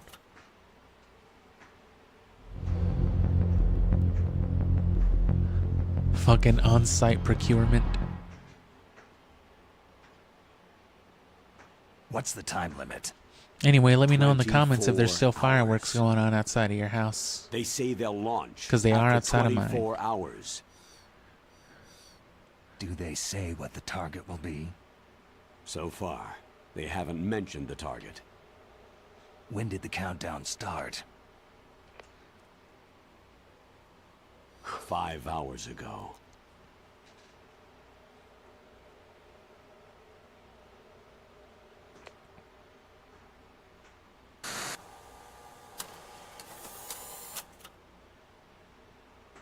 Five hours ago.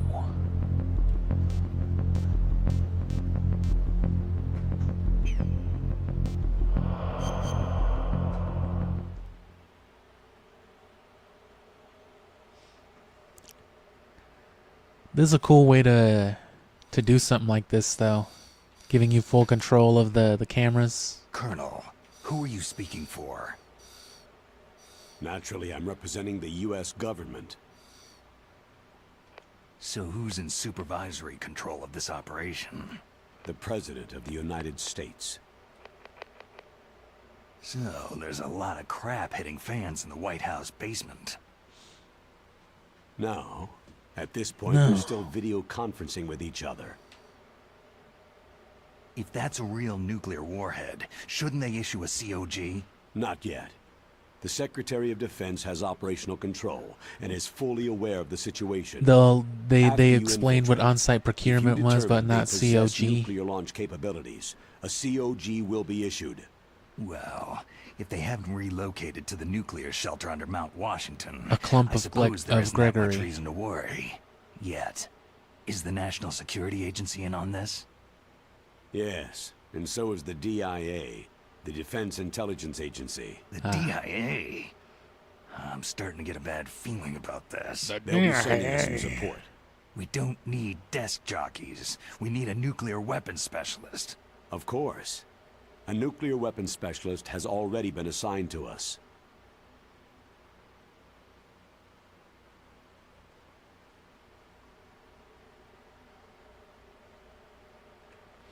Did that cigarette just bleed?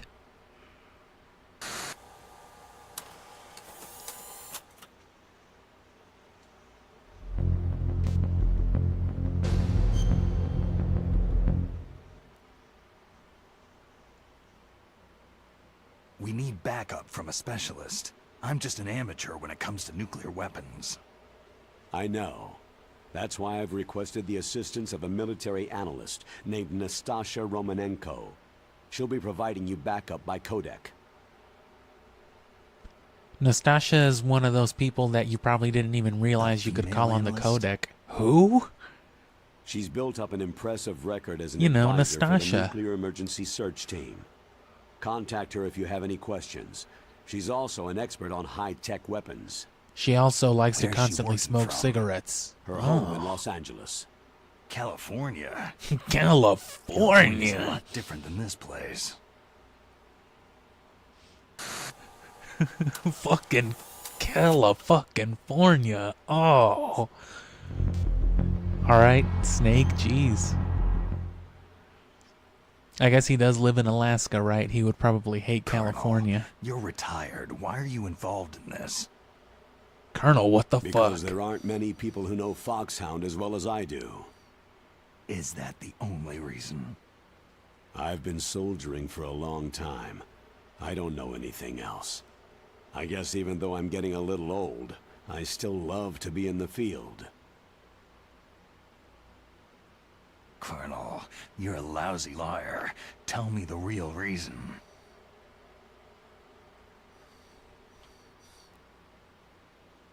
Okay, Snake. Sorry. This is fucking cool. I'll be frank. A person I very thought you were dear Colonel. to me is being held hostage. Who is it? My niece, Meryl.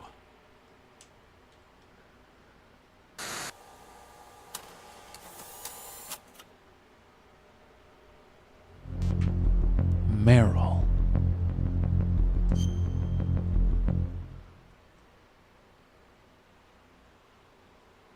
What was your niece doing there? Several soldiers were reported missing the day of the revolt, and my niece was one of those called in as an emergency replacement.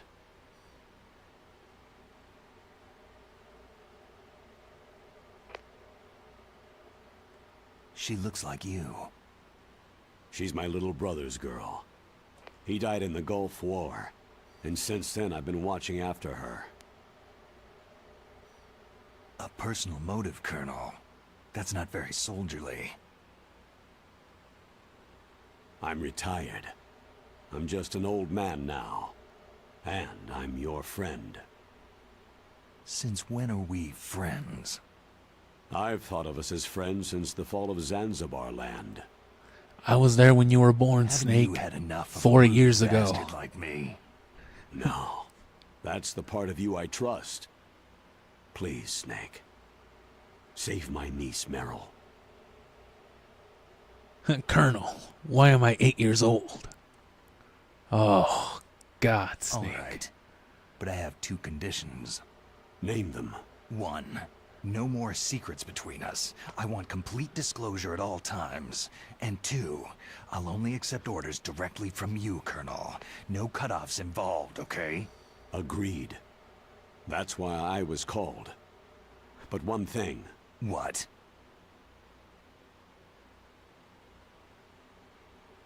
I'm not a colonel anymore.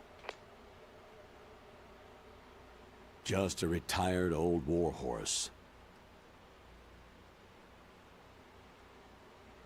I understand, Colonel.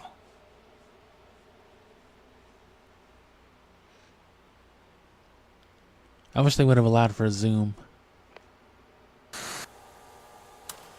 Damn, I'm gonna have to capture that like at every angle. All of these. Let me just mash buttons real quick, see what they do. What was your niece doing there? Several soldiers were reported missing the day of the revolt, and my niece was one of those called in as an emergency replacement. Oh. I was too scared to press the B button. If only I'd known this whole time. That doctor. Is she part of this operation too? She was in charge of Foxhound's gene therapy.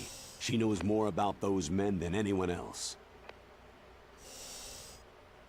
So, she's used to seeing men naked. Make no mistake, I'm not a nurse, I am a scientist. By the way, what was that injection for? It's a combination of nanomachines and an anti-freezing peptide so that your blood and other bodily fluids don't freeze, even at subarctic temperatures. Temperatures. Not just one kind either. There are different Don't you types mean which will replenish the temperatures? supply of adrenaline, You nutrition, and uncultured sugar in your fucking bloodstream. swine. Now I don't have to worry about food. I also put some nootropics in there. Oh. Say what? Nootropics. Huh? A class of drugs which will help improve your mental functioning. It'll make me smarter, huh? Anything else? Yes. It's a type of stimulant. It'll keep you alert and responsive for 12 straight hours. That was quite a cocktail. Anything else in there? Those nanomachines will also keep your codex batteries charged up.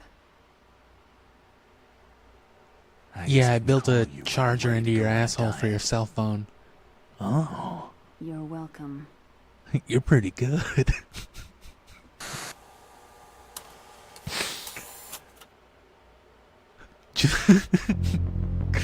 Oh, god damn it.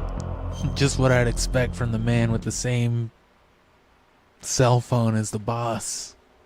The chief of DARPA and the president of an arms manufacturing company. What business did they have at a nuclear weapons disposal facility? The truth is that secret exercises were being conducted at the time the terrorist group attacked.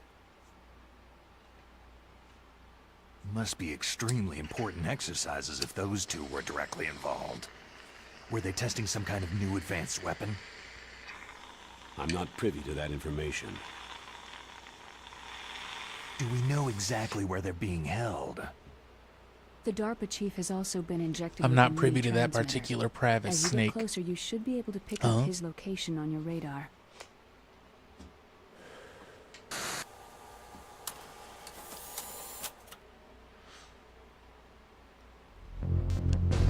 Nuclear weapons.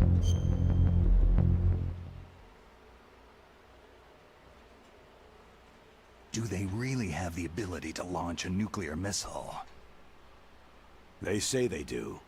They even gave us the serial number of the That's what they warhead they said. plan to use. Was the number confirmed? I'm afraid so. At the very least, they've got their hands on a real nuclear warhead. Isn't there some kind of safety device to prevent this type of terrorism? Yes. Every missile and warhead in our arsenal is equipped with a PAL, which uses a discrete detonation code. PAL? Permissive Action Link. The safety control system built into all nuclear weapon systems. But even so, we can't rest easy. Why not? Because the DARPA Wobba chief Fett. knows the detonation code. But even if they have a nuclear warhead, it must have been removed from its missile. All the missiles The on fuck these is she disposal doing? sites are supposed to be dismantled. It's not that easy to get your hands on an ICBM. That used to be true. But since the end of the Cold War, you can get anything if you can pay the money.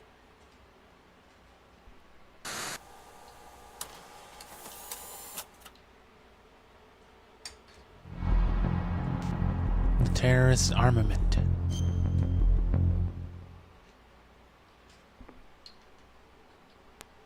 How well armed are these terrorists? I know there was an exercise going on at the time they revolted. They're heavily armed, I'm afraid. Heavily. What about their battle experience? The 6 in charge are plenty tough. After all, they're foxhound people. Hey, you're gonna make me blush. The others are next-generation special forces. They're not your average grunts either. Damn. I wish they would cut some of these longer. The terrorists' demands. Or a demand. So what exactly are they demanding? A person's remains. Remains? That's right. To be more accurate, cell specimens which contain the individual's genetic information. Cell specimens? Why would they want that? The terrorists need them. You see, these next-generation special forces have been strengthened through gene therapy. Genes? Strengthened? You've heard of the Human Genome Project. Genes? Wranglers? They've been mapping the human genome, and they're nearly finished. Following up on this research, the military has been working towards identifying those genes, which are responsible for making effective soldiers. There are genes that do that? Yes, and using gene therapy, they're able to transplant those genes into regular soldiers. Gene therapy? I'll explain this part. With gene therapy, it becomes easy to remove genes that cause sickness and disease, or, alternatively, to splice in additional genetic material. In other words, we can overcome all sorts of genetic diseases and at the same time add genetic characteristics as desired. Okay, and so if you knew what genes were responsible for making the perfect soldier, you could implant them in the same way, right? Yes, we could. But it all depends on being able to isolate and identify those soldier genes. And in order to do that, it's helpful if you can study the genetic information of one of the greatest soldiers ever.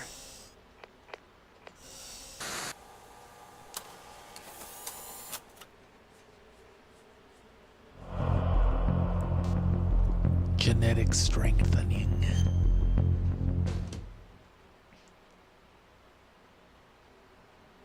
One of the greatest soldiers ever. The man they called the greatest warrior of the 20th century. You don't mean Big Boss? That's right. We've been working feverishly to identify the genes responsible for his incredible combat skill. So far, we've discovered about 60 of the so-called soldier genes.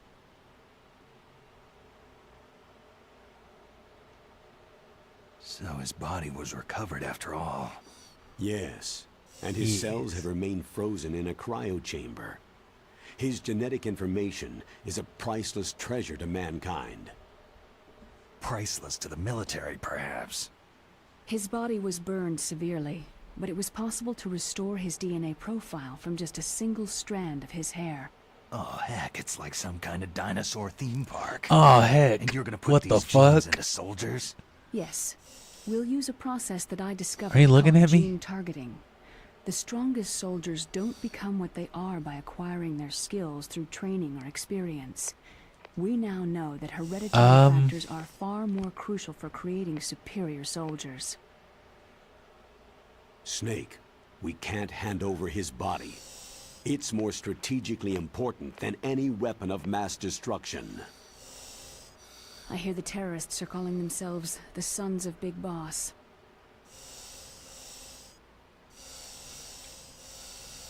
The Sons of Big Boss.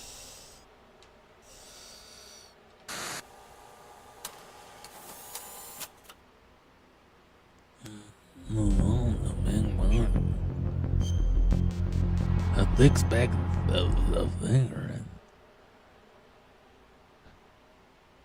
Tell me about these next-generation special forces.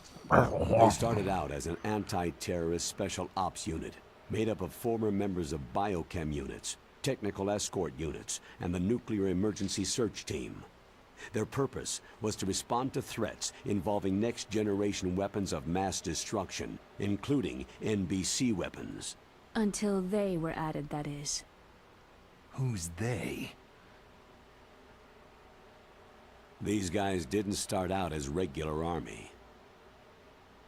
Looks like a pretty international group. Mercenaries? Yeah, and it gets worse. Yeah.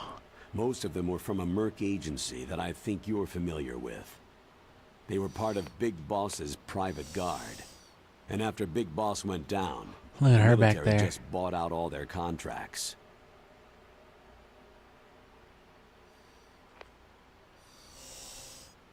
outer heaven. After that, they were merged with our own VR unit Force 21 and retrained. If you ask me, these so-called next-generation special forces should be called simulated soldiers. They have no real battle experience. Soldiers of the video game generation, huh? Don't forget Oh. they've all been strengthened with gene therapy. They carry genes which make them excellent soldiers. Don't get careless just because they don't have much experience. I thought international law banned the military use of genetic therapy. Yes, but those are just declarations, not actual treaties. The interesting thing is that nearly every member of the unit conspired in this attack.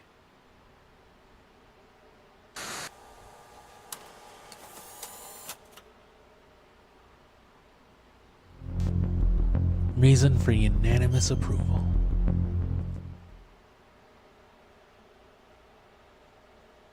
How can an entire unit be subverted to rebellion? They're calling it a revolution. Since they all went through the same gene therapy, they probably felt closer than brothers. They see the unit as their only family. The sons of Big Boss. But if they were regular army, they must have been interviewed periodically by army counselors. According to their files, they all got straight A's on their psychological tests. They all seemed like fine, upstanding, patriotic soldiers. But they all took part in the uprising? No. Several people didn't show up on the day of the exercise. That's why there was a resupply of troops. Was there any sign recently that something might be wrong? There was a report a month ago that they were acting strangely. Apparently they consulted classified information about the soldier genes and performed their own gene therapy experiments. They can do that, even without you? Well, our gene therapy process is almost completely automated. And besides that, they're all geniuses with IQs over 180. Even the existence of this genome army is a national secret of the highest order. We had been hoping to investigate this thing quietly and deal with it behind closed doors.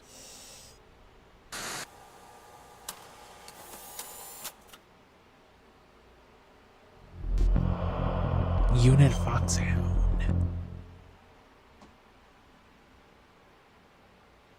High-Tech Special Forces Unit Foxhound, your former unit, and one that I was the commander of. An elite group combining firepower and expertise. They're every bit as good as when I was commanding them. So they're still around. There are 6 members of Foxhound involved in this terrorist activity. Psycho Mantis, with his powerful psychic abilities. Sniper Wolf, the beautiful and deadly sharpshooter. Decoy Octopus, master of disguise. Oh, I can't turn all the way to those pictures.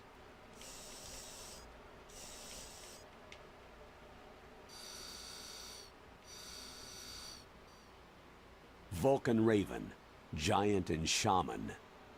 And Revolver Ocelot, specialist in interrogation and a formidable gunfighter. Sounds like a bunch of cartoon characters. And finally, in charge of them, Foxhound Squad Leader, Liquid Snake. Liquid Snake? Liquid Snake? Yes. That's like me. You're the only person who can stand against him.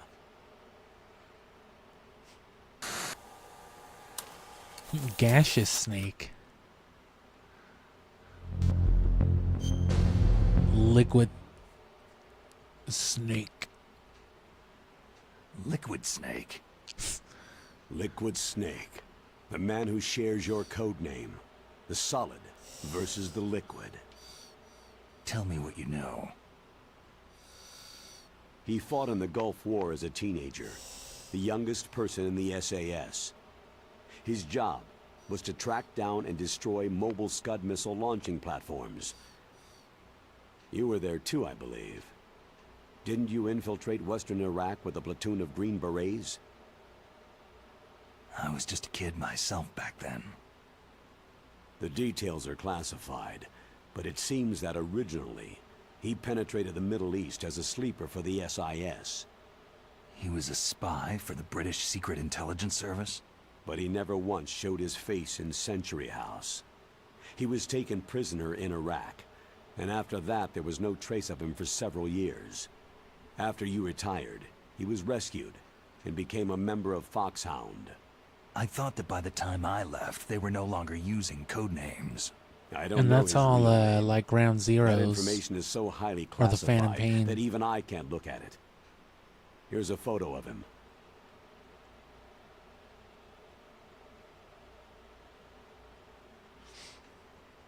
Anyway, yeah, that's it. Pretty shocking, huh? His skin tone is different, but otherwise, you two are exact duplicates. It's just about my bedtime. I was just trying to wait out all the noise, which I'm sure there still will be, but fuck but it. it seems so. That's why we really need you for But this you know, mission. if you showed up because you just saw You're the the post only or saw one the who can stream be and here. wanted to hang out, cool, and if you clicked on it just Now that haphazardly, I've met you, I know. you can check out You've the got channel. I'm something playing that he Pokemon doesn't. for the summer, and otherwise, you know, same old plug, same Why old don't I shit. find that thought more comforting? Why isn't this underwear more comfortable?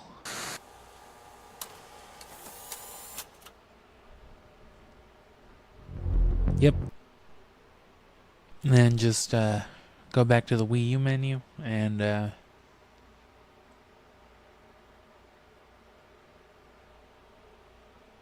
just cut it there. Because I am sure sleepy. And yeah, Sapphire in a few days. And then in a few more days, I'll know when I can stream.